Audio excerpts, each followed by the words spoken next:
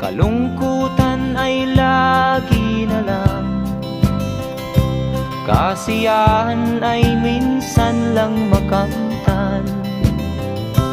O buhay,